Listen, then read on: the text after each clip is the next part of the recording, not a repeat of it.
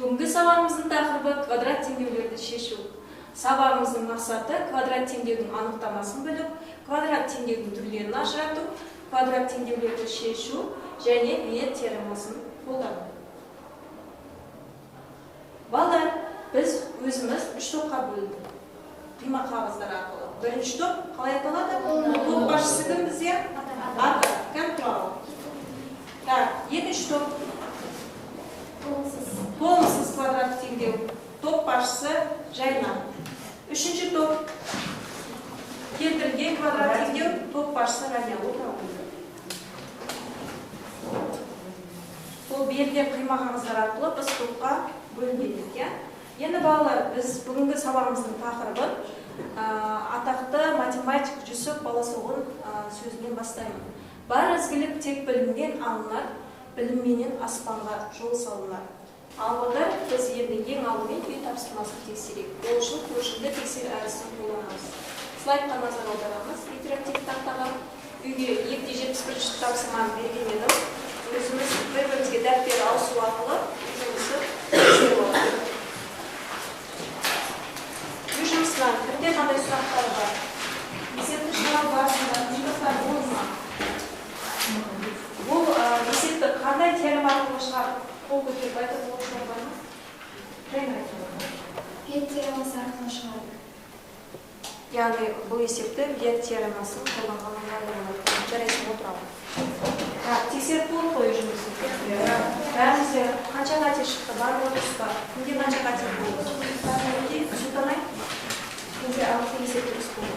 Қалайда дұрыс болды. Ал енді сабағымыздың келесі кезеңіне назар аударайық. Галереяға саяхат әдісі. Бұл жерде мен мына жапырақшаларды жасап келдім. Мына жапырақшаларда сұрақтар қойылған. Осы сұрақтарға жауап беру арқылы біз өткен сабақтарды естиміз, қайталаймыз.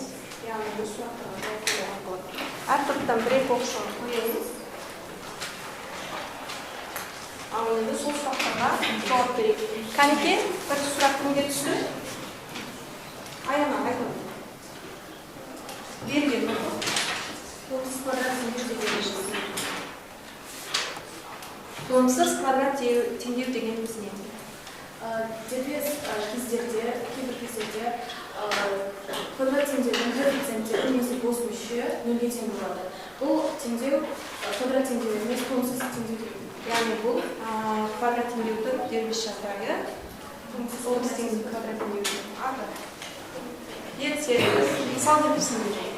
X, Y-дің қосындысы тең 4-ке, X, Y-дің көбейтіндісі тең 4-ке. Яғни бұлардың 2 мен 2 болғанда қосындысы 4-ке болады, және көбейтіндісі 4-ке тең болады. Бұл мысалды қайдан алдым? Яғни үй жұмысынан естеді. Алды, я. Екеуді сұраққа жауап берді, яғни бұл топта 2 ұпай. Келесі. Қандай теңдеу квадрат теңдеу деп аталады? Ax квадрат қосылып x қосылысы тең 0, бұл теңдеу квадрат теңдеу деп аталады. Мұндағы x берілген шама, ал a-сы бұл бізде берілген сандар Келесі. 3x квадрат минус 4 тең 0 қандай теңдеу? Бұл теңдеу толымсыз квадрат теңдеу. Келтірілген квадрат теңдеу дегеніміз не? Егер a-ның мәні 1-ге тең болса, бұл квадрат теңдеу келтірілген квадрат теңдеу деп аталады. Келесі. Сымбат, жауап бере ғой. Толымсыз квадрат теңдеу мысал келтір. 3x квадрат қосылған 4 тең 0, бұл толымсыз теңдеу. Дұрыс, жарайсыңдар. Яғни әр топтың мүшелері жауап берді, әр топқа 2-2 ұпайды берді. Ал енді біз осы ары қарай сұрақтар арқылы өткен енаша болу тәсілі арқылы жауап берейік. Бұл я немесе жоқ әдісі деп аталады. Сұраққа дұрыс немесе бұрыс бермейміз. Я болса, дұрыс болады, жоқ болса, дұрыс емес деген белгіні қойылады. Бірінші сұрақ. Квадрат теңдеудің бос мүшесі аға тең. Рания. Жоқ. Келесі сұрақ. Дискриминант теріс болғанда квадрат теңдеудің бір түбірі болады. Жайна.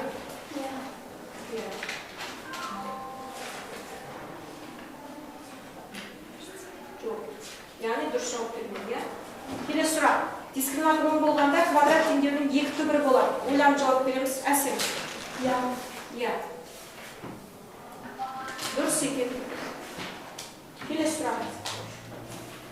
А тең 1 болғанда келтірілген квадрат теңдеу деп аталады. Үміт. Иә. Иә. Дұрыс. Келесі, дискриминант нөлге тең болғанда квадрат теңдеудің түбірі жоқ. Ойланып жауап береміз. Сұлтан. Жоқ. Дұрыс екен, иә? Ал енді балалар соңғы сұрақ. Дискриминант теріс болғанда жауап бердік қой бұны, иә? Жоқ деп. Енді бұл жерде енді қанша сұраққа дұрыс жауап бергеніміз шығар. Қарайық, бәріміз назар аударайық. Қанша сұраққа дұрыс жауап бердіңіз? 6 сұрақтан 4 сұрақ. Жауаптарын көріп, қатемізді түзе басақ та болады екен, мұны қараймыз, назар аударамыз. Көрдік қой, иә? Ал енді ары қарай жалғастырамыз. Бүгінгі сабағымыздың мақсатына назар аударайық. Яғни сабағымызды жалғастыратын болсақ, квадрат теңдеуді шешудің тәсілдеріне тоқталып өтеміз.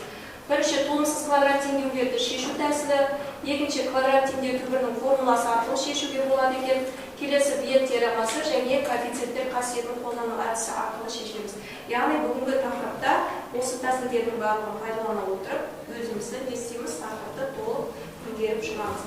Енді ең алдымен бет атақты француз математика Франсуа Бет ғалым туралы айтып өтетін болса, бұл кісі көп жаңалық ашқан екен. Және бұл квадрат теңдеудің коэффициенттер арасындағы байланысты мұқият зерттеп, осы күнгі Бет теоремасы деп аталатын бізге заңды не істеген екен, ашқан екен. Ал балдар, енді қараңдар, біздің алдымызда плакат тұр, әр топқа қатысты. Біздің қазіргі тапсырмамыз берген тапсырмалардың арасына өз топтарымызға қатысты квадрат теңдеу түрлерін ажыратып жазамыз. Әр топ барлығымыз атсалысамыз, алдымызда түрлі түсті фломастерлер бар, барлығымыз білетін су болмаса да плакаттың бер жағына жазып, кестесін отырамыз, 1 минут уақыт береміз.